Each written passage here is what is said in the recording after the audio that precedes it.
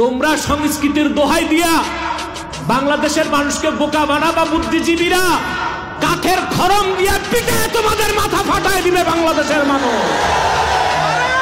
হিন্দুস্তানের দালালি বন্ধ করো, বাংলাদেশে বসে হিন্দুত্ববাদকে প্রচার করতে দেওয়া হবে না। আর এখন বাংলাদেশে চলতেছে সংস্কৃতির নামে শিরক, মঙ্গল শোভাযাত্রা।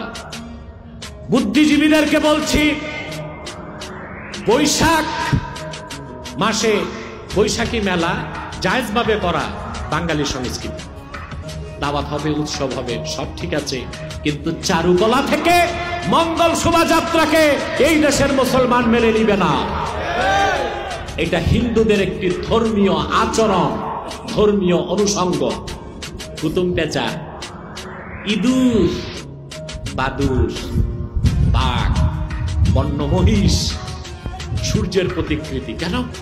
সূর্য হচ্ছে হিন্দুদের কাছে সূর্য দেবতা, ওটার প্রতিকৃতি। হিন্দু ধর্ম মতে পেঁচা হচ্ছে লক্ষ্মীর বাহন। হিন্দুরা মনে করে বৈশাখ মাসে লক্ষ্মী পেঁচার উপর বসে লক্ষ্মী নিয়ে আসে। এই বিশ্বাস থেকে হিন্দুরা মঙ্গল শোভাযাত্রা বের করে।